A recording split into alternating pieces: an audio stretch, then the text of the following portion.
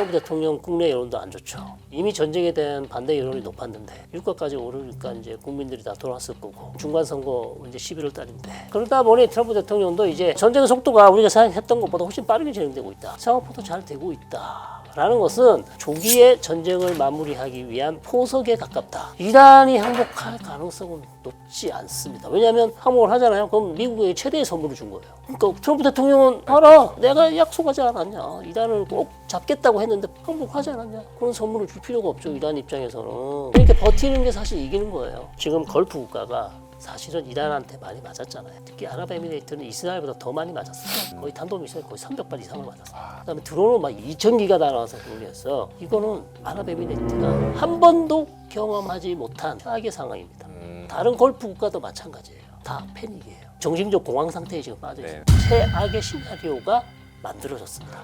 저는 걸프 국가들이 이 전쟁이 끝나면 자국의 국방, 안보 위해서 어마어마한 투자를 하거나 대대적인 보수 사업을 할 것 같습니다. 근데 이제 모자따바가 살아있는지 지금 죽어있는지 부상을 입었다고 나오는데 명확하게 사실 알 수는 없어요. 왜냐하면 이란 쪽에서 공개할 이유도 없는 것이고 그렇죠. 이제 들리는 소문에 의하면 부상을 당한 것은 맞아 보여요. 그리고 공개 석상에 나타나지 않는 가장 중요한 이유는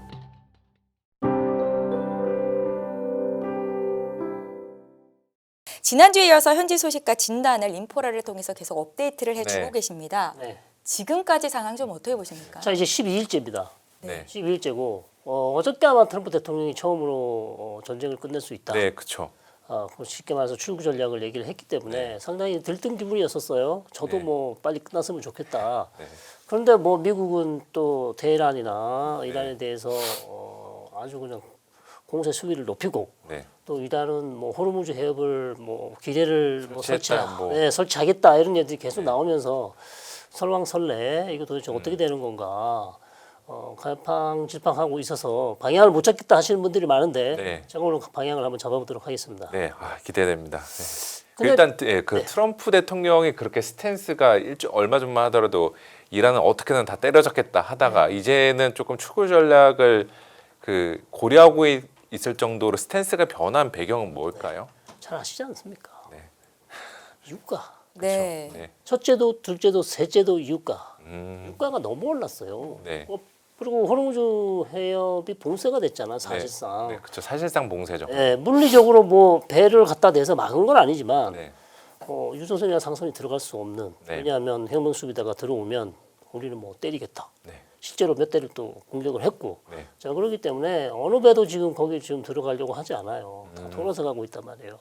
그러니까 사실상 봉쇄 효과를 내고 있는 상황에서 전쟁이 계속되면 유가는 올라가고 그리고 또 이란이 주변에 있는 걸프 국가들 유전을 한 번씩 툭툭툭 때리고 그렇죠. 네. 자 이러니까 뭐 유가가 천정부지 오르고 있습니다. 음, 유가가 오르면 트럼프 대통령 국내 여론도 안 좋죠. 그렇죠. 이미 전쟁에 대한 반대 여론이 높았는데 유가까지 오르니까 이제 국민들이 다 돌아왔을 거고 그러면 중간 선거 이제 11월 달인데 어차피 여론도 안 좋았는데 더 여론이 안 좋아지고 있고 네. 자 이런 상황에서 트럼프 대통령의 지금 측근들 네. 보좌관 전부 다 좀 얘기하고 있죠. 대통령님 이제는 출구 전략을 찾으셔야 됩니다. 네네. 계속 이렇게 갔다가는 정말 답도 없습니다. 이렇게 얘기를 많이 한 것 같아요. 네네. 자, 그러다 보니 트럼프 대통령도 이제 전쟁의 속도가 우리가 생각했던 것보다 훨씬 빠르게 진행되고 있다. 그러니까 뭐 우리가 계획했던 그 관역 목표물을 계속해서 지금 공습을 하고 있는데 생각보다 잘 되고 있다라는 것은 조기에 전쟁을 마무리하기 위한 포석에 가깝다. 자, 그렇게 보이고요. 결국은 국내 여론, 그다음에 유가, 그다음에 미군 사상자가 더 늘어나면 네. 트럼프 대통령은 어쩔 수 없이 네. 조기 종식 시킬 수밖에 없는. 사실상의 미국의 패배로 보면 되나요? 그런 식으로 종식이 되면은 이게 미국의 패배 그렇게까지는 아닌 것 같습니다. 그렇게까지는 아니지만 자기들이 계획했던 거를 사실상 한 60% 정도만 50에서 60% 정도만 달성했다. 그러니까 예를 들어서 뭐 처음에 개전 초기 뭐라 그랬습니까? 정권 교체하겠다 그랬잖아요. 그렇죠. 네. 이란 내 정권을 완전히 바꿔버리겠다. 네. 그러면서 뭐 체코 지도자 알리 하메네이도 암살을 했고요. 그렇죠. 자, 그렇게 아주 뭐 결기 있게 시작을 했지만 전쟁이 진행되는 속도를 봐보니까 한 10일 일주일 지났는데 전혀 지금 이란의 그 공고한 체제 물론 이란도 타격을 많이 입었죠. 그렇죠. 그러나 이게 뭐 혁명 수비대가 무너지거나 아니면 정권이 붕괴되는 조짐이 보이거나 아니면 정권 실세가 내부 균열이 오거나 혁명 수비대에서 어마어마한 숫자가 막 항명을 해가지고 막 자기들끼리 싸우거나 이런 전혀 그런 게 없어요. 그러다 보니까 아 이거 정권 교체는 사실상 힘들겠다. 힘들겠다라는 판단을 내린 거죠. 그리고 이거 어떻게 보면 아까 어제 새벽에 화제가 됐던 미국 쪽에서 뉴스가 네. 그 에너지부 장관이 우리 미군이 호르무즈 호송을 성공했다라고 네. 올렸다 그 인터넷에 글 올렸다 급격히 삭제했잖아요. 네. 이것도 지금 미국 내부적으로도 약간 불협화음이나 약간 뭔가 아구가 잘 안 맞는 그거를 시사하는 대목인가요? 그렇죠. 사실 작전 실행도 하지 않았는데 김치국부터 마신 거죠. 작전 하지도 않았는데 벌써 성공했다. 네. 트럼프 대통령은 이제 할 수도 있다고 얘기를 했죠. 네. 그러나 아직 작전 명령이 내려지지도 않았고 미군이 실제로 호비를 한 적도 없습니다. 그런데 아마 실수로 올린 것 같은데 그 작전이 말은 쉽지만 실제로 작전을 실행하기는 대단히 어려운 작전이고 또 실행했다가 자칫 잘못하면 미 군함이 그 호르무즈 해협 그 산 위에서 기다리고 있던 혁명 수비대들이 대잠 미사일을 쏜다거나 네. 아니면 엄청난 드론을 막 30대도 50대씩 막 벌떼 드론을 날리면 막기가 어렵습니다. 특무체거나. 예, 그러면 오히려 뭐 미군 피해가 더 늘어나죠. 네. 그러니까 사실 쉽지 않아요. 교수님. 그러면은 예, 이런 그 사태를 좀 그 유가가 지금 가장 문제라고 말씀하셨잖아요. 네. 그 유가의 그 전쟁 이전으로 돌아갈 수 있는 유가의 안정을 위한 좀 조건들은 뭐가 있을까요? 일단 호르무즈 해협 봉쇄를 해제해야 되겠죠. 저는 이게 가장 중요하다. 네. 어찌됐든 그게 만약에 선행 조치가 이루어지면 유가가 좀 안정세를 보일 것 같고 그 다음은 전쟁이 끝나야죠. 사실 전쟁 종결이 어찌 보면 호르무즈 해협이 열릴 수 있다는 기대가 생기는 거잖아요. 네, 그렇죠. 자, 그렇기 때문에 전쟁 종결과 호르무즈 해협 봉쇄 해제 그리고 트럼프 대통령이 아예 언제 전쟁을 이제 끝내겠다. 예를 들어서 뭐 그리고 이란하고 뭐 합의를 했다. 네. 끝내기로 뭐 이런 소식이 들린다면 사실 뭐 전쟁 종결의 조건으로 이란은 호르무즈 해협 봉쇄를 풀기로 했다. 이런 것들이 나와야 이제 강력한 처방이 되겠죠. 네. 그 생각해 보니까 트럼프가 미리 밑밥을 깔았다고 생각하는 게 네. 그 2월 말에 공습하고 나서 이틀 뒤인가 이제 이란과 좋은 조건에 협상한 그 기회가 생겼다라고 네, 이야기했잖아요. 네, 그것도 어떻게 보면 염두에 둔 걸 수가 있겠네요. 그렇죠. 근데 이제 협상을 하고 싶어 하기는 해요. 왜냐하면 휴전을 하려면 네.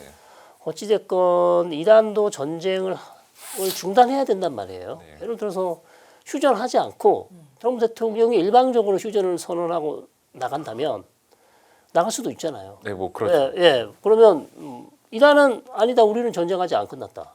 우리는 끝까지 하겠다 그러면서 주변 국가를 계속 공격하거나 호르무즈 해협을 전혀 봉쇄 해제를 하지 않는다면 트럼프 대통령만 면이 서지 않고 곤란해집니다. 예. 그러니까 네. 좀 그 부분에 대해서는 단도리를 하고 그러니까 물 밑에서 이란과 협상을 해서 어느 시점에 내가 나갈 테니 네. 니네들은 그냥 뭐 선언도 할 필요 없고 네. 우리한테 항복도 할 필요 없고 아무 얘기를 하지 말고 그냥 그대로 전쟁만 있어라. 중단하면 된다. 그렇게 하면 되거든요. 근데 과연 그걸 이란이 받아줄지는 모르겠어요. 교수님께서는 그러니까 이란이 지금 생각보다 잘 버티고 있는데 네. 이란이 항복하는 것은 없을 것이다라고 생각을 하시는 건가요? 그렇습니다. 어떻게 그렇게 잘 아시죠? 이란이 항복할 가능성은 높지 않습니다. 왜냐하면 항복을 하잖아요. 그럼 미국에 최대의 선물을 준 거예요. 그러니까 트럼프 대통령은 그래서 드디어 봐라. 그렇죠. 네. 이란이 내가 약속하지 않았냐. 이란을 꼭 잡겠다고 했는데 항복하지 않았냐. 그런 선물을 줄 필요가 없죠. 이란 입장에서는. 그냥 자기는 묵묵히 내 할 일을 하고 이란 입장에서는 이렇게 버티는 게 사실 이기는 거예요. 이란 입장에서는 미국 뭐 최대 피해를 입히고 그리고 미국 이길 필요도 없어. 이길 수도 없지만 네. 그냥 무너지지 버티기만. 않고 버티면 이란은 사실상 세계 최강대국 미국을 상대로 버텼다. 이걸로 끝입니다. 근데 저 기념비가 생기는 거죠. 네, 그렇기 때문에 오히려 지금은 훨씬 이란이 조금 누가 이겼냐 졌냐를 얘기할 때 훨씬 유리하죠. 그리고 지금 모즈타바가 이제 선출이 됐고 네. 뭐 여러 가지 부상설도 있고 사망설도 맞아요. 있고 네. 여러모로 좀 뉴스들이 혼재되고 있는 것 같은데 그 교수님께서 보시기에 현재까지 이란의 내부적인 상황은 좀 어떻게 좀 돌아가고 있어요? 이란의 내부 상황은 당연히 복잡하죠. 네. 복잡한 상황이고 가장 최근에 나온 중요한 뉴스는 뭐니 해도 최고 지도자를 다시 뽑았다. 네. 모자다바를 뽑았기 때문에 근데 이제 모자다바가 살아 있는지 지금 뭐 죽어 있는지 부상을 입었다고 나오는데 네. 명확하게 사실 알 수는 없어요. 왜냐하면 이란 쪽에서 뭐 명확하게 공개할 이유도 없는 것이고. 그렇죠. 네. 그러나 이제 들리는 소문에 의하면 여러 보도들을 종합해 보면 부상을 당한 것은 맞아 보여요. 그러나 그것이 지금은 다리를 좀 다친 것 같다는 얘기가 나오고 있어요. 네, 다리를 다쳤고 그리고 공개석상에 나타나지 않는 가장 중요한 이유는 이스라엘이 또 암살을 할 수 있기 때문에 계속 하고 있다. 그리고 최대한 어떤 통신 시설을 사용하지 않는다고 합니다. 감청이나 이스라엘의 어떤 해킹을 할 수 있고 네, 그렇죠. 위치를 또 찾아낼 수 있기 때문에 계속 숨어 있을 거고요. 다만 이제 언제까지 이렇게 숨어 있을지. 오래 못 버틸 것 같은데 왠지 보니까. 네. 그러니까 한 번은 나와서 내가 그래도 부상을 입었지만 건재하다는 모습을 보여줘야 이런 신변 이상 소래를 잠재울 수 있잖아요. 네. 네, 그렇기 때문에 다음 주 중에 이제 라마단이 끝나면 중요한 라마단 끝나면 하는 행사가 있습니다. 축제가 있거든요. 이들 피트르라는 그 이슬람 세계에서 라마단 끝나면 하는 축제가 있는데 이때 아마 최고 지도자가 나와서 좀 이렇게 뭐 테이프도 끊고 뭐 이렇게 해야 되는데 이때 과연 등장할지 지켜봐야 될 것 같고요. 이란 내부는 그 외에 이란 내부는요. 이란도 근데 쉽지 않아 어려워요. 네. 그러니까 이란이 제가 뭐 꿋꿋이 버티면 이긴다. 그리고 이란이 훨씬 유리하다 그래서 뭐 이란은 그러면 막 지금 미국을 뭐 다 이겨가고 이제 뭐 아무 문제가 없냐? 전혀 그렇지 않고요. 이란도 역시 휴전을 원해요. 말을 안 할 뿐이에요. 네. 말을 안 할 뿐이기 때문에 그래서 제가 이제 말씀드리는 게 미국이 조용히 일방적으로 휴전하고 나가면 이란도 그냥 조용히 전쟁을 아니면 전투를 중단할 가능성도 좀 있지 않나 이제 이렇게 보는 거죠. 네. 네. 이란 내부 상황에 대해서 말씀을 해주셨는데 이란의 군사 기반은 어느 정도로 타격을 입었는지도 알아야 될 필요성이 있을 것 같은데요. 네. 이것도 뉴스가 좀 혼재가 돼 있어가지고 약간 혼란스럽더라고요. 판단을 네. 하기가. 그렇죠. 사실 뭐 미국 측의 통계만 지금 나오고 있기 때문에 이란 쪽에서는 아무 얘기를 하지 않습니다. 그래서 미국 측의 통계는 뭐 지금까지 이란이 탄도미사일을 쏴왔는데 그 투발 공격하는 퍼센트지가 많이 줄었다고 얘기해요. 네, 그렇죠. 그러니까 비축량이 줄었다고 얘기하지 않습니다. 그냥 예, 공격하는 비중. 공격하는 비중이 많이 줄었다. 그것은 이제 역으로 보면 아무래도 소모가 많이 됐다고 네, 그렇죠. 판단할 수는 있죠. 그러나 지금까지 썼던 게 얼마고 그거는 통계를 낼 수 있습니다. 그러나 가지고 최초에 전쟁 시작 전에 이란이 가지고 있던 탄도미사일 수가 얼마인지 알 수 없잖아요. 네, 그렇죠. 공개한 적이 없기 때문에. 그게 예, 심리죠. 드론은 훨씬 더 많을 거고요. 네. 그러니까 정보 당국 판단으로는 2,000발 정도 된다고 봐요. 탄도미사일은. 그러니까 지금 한 12일 지났기 때문에 네. 뭐 한 절반 정도 썼을까요? 많이 썼다면? 뭐 그렇죠. 네, 절반이나 더 많이 썼다면 3분의 2. 네. 아껴놓고 있겠죠. 왜? 장기전을 대비했으니까 한 달 정도는 최소한 간다고 봤어. 어쩌면 2달까지 생각했을 수도 있어요. 네, 그렇기 때문에 아직은 남아 있다. 그럼 드론은 탄도미사일보다 숫자가 더 많습니다. 그러니까 뭐 드론이 2,000발이라면 아직 탄도미사일 2,000발이라면 드론은 만 기? 네, 그렇게 남아 있기 때문에 드론은 여전히 많이 가지고 있을 것으로 보이기 때문에 뭐 무기가 없어서 이란이 전쟁을 못한다. 그런 것 같진 않아요. 네. 알겠습니다. 이란이 진짜 만만한 상대가 아니었네요. 미국 입장에서는. 미국이 간과한 측면도 있을까요? 트럼프가 이게? 어마어마하게 강간을 했죠. 왜? 예를 들어서 알리 하미네이를 이렇게 암살을 하면 항복할 줄 알았는데. 예, 항복하거나 정권이 무너지거나 내부 혼란이 겪어서 아주 그냥 뭐 난리가 날 것이다. 네. 그리고 항명하는 사람도 많이 등장할 것이고 내부 균열이 심하게 일어날 것이다. 이렇게 생각했을 수도 있어요. 그러나 이란이라는 체제가 이미 전쟁 초기 한 40명이 사망했거든요. 알리 하미네이를 포함해서 군 관리들을 포함해서 여러 사람이 죽었는데 이미 그 자기 후임을 다 뽑아놨다잖아요. 내가 죽을 때를 대비를 해서 대행들을 다 뽑아놨어요. 그러니까 죽으면 다 그 뒤를 다 지금 자리를 다 차지하고 있습니다. 네. 자, 그렇기 때문에 이란이라는 나라가 이미 작년에도 그런 똑같은 경우를 겪었잖아요. 전쟁 초기에 뭐 한 30여 명이 죽었습니다. 네. 그거로 이미 교훈이 있기 때문에 이번에도 그렇게 될 가능성이 있기 때문에 내가 죽으면 누가 내 자리를 이어받을 것인가를 다 정해놨고 그다음에 내부 결속이 생각보다 단단한 것 같아요. 반군 세력들도 별로 없는 거죠. 그 현재 정권에 대해서. 그렇죠. 반군들이 있다면 예를 들어서 뭐 이란 서부에 있는 소수민족들, 네. 뭐 최근에 트럼프 대통령이 뭐 쿠르드 민병대를 네. 넣겠다고 하지 않았습니까? 이런 사람들이 있는데 어차피 거기는 혁명 수비대들이 계속 통제를 하고 있으면 반란이나 동요를 일으키기가 상당히 쉽지 않죠. 네, 그렇기 때문에 병력도 많죠. 네. 그 다음에 또 뭐 진압을 하는데 전혀 거리낌이 없죠. 네. 초간격 진압도 잘하니까 현 상황은 미국이 원하던 그런 그림은 전혀 지금 그려지지 않고 있습니다. 네, 알겠습니다. 혹시 미국과 이스라엘이 어느 정도 일정 정도 군사 작전 목표를 달성했다고 하더라도 이 강경파인 모스타바를 이대로 놔두고 종전을 할까라는 의문이 좀 있거든요. 저도 의문이 있습니다. 그렇기 때문에 이스라엘은 암살하고 싶어 하죠. 네. 지금이라도 당장. 그렇죠. 근데 계속 숨어 있잖아요. 그러니까 숨바꼭질을 하는 건데 이미 아버지하고 다 그렇게 많은 사람들이 지금 이스라엘 공격에 사망했기 때문에 꽁꽁 숨을 거란 말이에요. 꽁꽁. 그렇다면 이스라엘이 아무리 뭐 휴민트도 있고 정보 자산이 네. 있고 그다음에 뭐 전화 해킹 뭐 여러 가지 할 텐데 이스라엘을 피하기 위해서 마음 먹고 지금 단단히 피하고 있기 때문에 은신하고 있기 때문에 쉽지 않을 것 같다. 숨는데 대주가 있는 거네요, 진짜. 네. 그러면 또 할 수 없습니다. 뭐 어떻게 될지 뭐 이스라엘이 또 정보력을 발휘해서 또 어떤 공격을 할지는 모르겠습니다. 예. 그럼 일단은 아직 여기가 쉽게 끝나지 않을 것 같은데 어떻게 보면은 이제 그 둘 이번 전쟁 최대 격전지가 아까도 중간중간에 이야기하셨지만 네. 호르무즈 해협이라는 이제 의견들이 굉장히 많거든요. 네, 네. 이 부분에 대해서는 의견을 동의하십니까? 그렇죠. 호르무즈 해협이 지금 가장 중요하죠. 세계 경제, 글로벌 경제, 우리 경제, 전 세계 경제에 가장 중요한 지금 변수로 떠올랐어요. 이것만 좀 풀린다면 전쟁이 계속돼도 사실상 그렇게 큰 영향을 주겠지만 그렇죠. 호르무즈 해협만큼 큰 영향을 주지 않겠죠. 이거는 뭐 지금 뭐 글로벌 공급망에도 영향을 주죠. 그렇죠. 그래서 에너지 또 수급에도 영향을 주기 때문에 너무나 큰 변수예요. 그러니까 이란이 아주 영리하게 호르무즈 해협을 사실상 봉쇄를 하면서 미국을 압박할 수 있는 가장 좋은 수단을 지금 처음으로 사실상 봉쇄를 한 거죠. 과거에 이런 사례가 없습니다. 그렇죠. 예전에도 호르무즈 해협을 봉쇄했던 적이 없었죠. 이번이 처음이죠, 사실상. 그렇죠. 말만 했었죠. 위협을 했었어요. 근데 한 번도 작년 6월에도 12일 동안 전쟁할 때 이스라엘이랑 안 했습니다. 호르무즈 해협.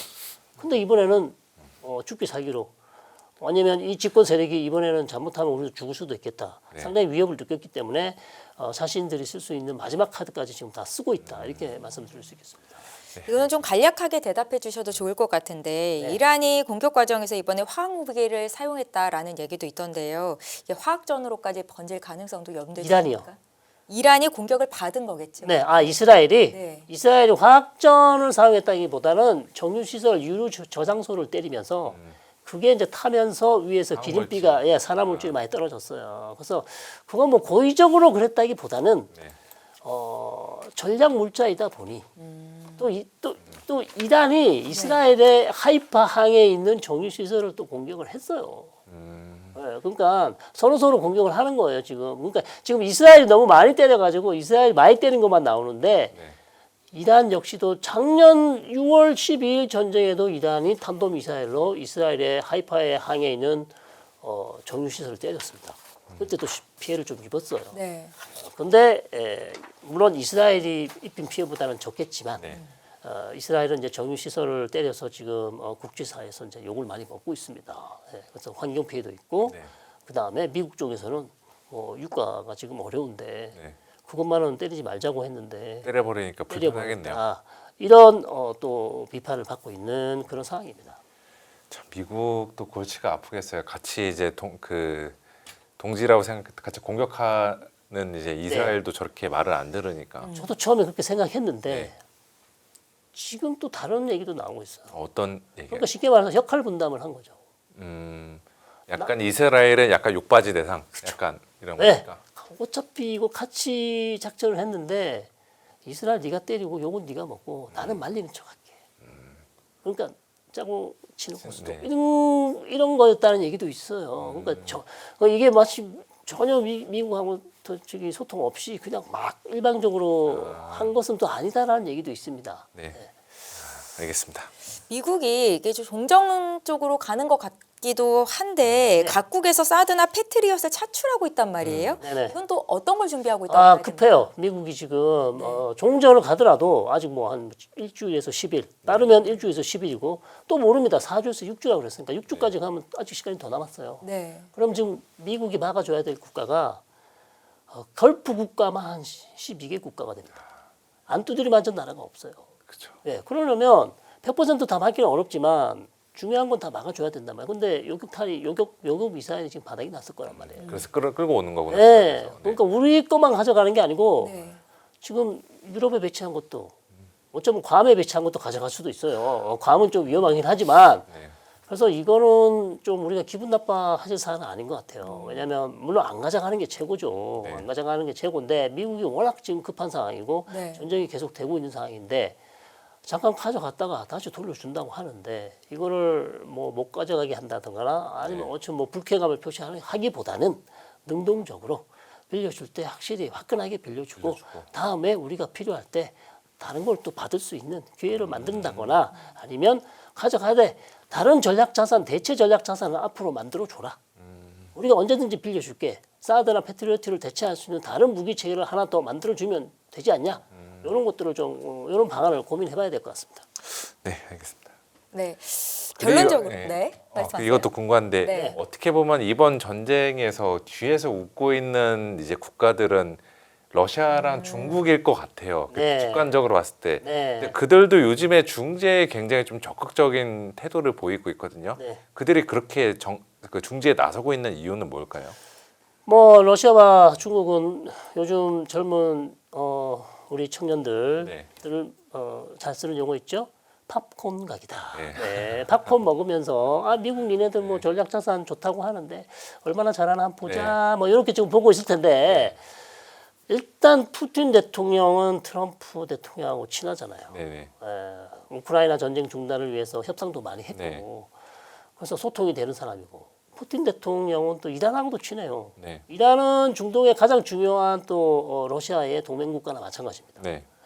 그러다 보니 푸틴이 또 중재할 수 있는 조건을 다 갖췄어요. 네. 그렇기 때문에 아마 트럼프 대통령과 뭐 1시간 이상 전화 통화를 한 네. 것 같고요.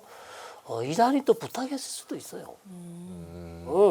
그들을 통해서 중재를 해달라. 예, 그러니까 이란이 뭐 겉으로는 큰 소리 빵빵 치고 좀 맞추기 질이 있거든요. 중동 사람들이 다 맞추기 질이 있어요. 네. 빵빵 치지만 자기도 지금 뭐 다 뭐 어마어마하게 맞았잖아요, 사실. 피해를 입었죠. 네. 어마어마한 피해를 입었어요. 그렇기 때문에 이제 좀 그만하는 게 좋지 않겠냐. 우리도 우리의 조건을 얘기하고 네. 트럼프 대통령의 휴전 조건이 뭔지 네. 어떻게 하면 휴전을 갈 수 있을지 이런 거 좀 한번 타진을 좀 해달라. 네. 자 그러면 푸틴 대통령이 그걸 굳이 마다할 이유가 없죠. 자기가 전화해서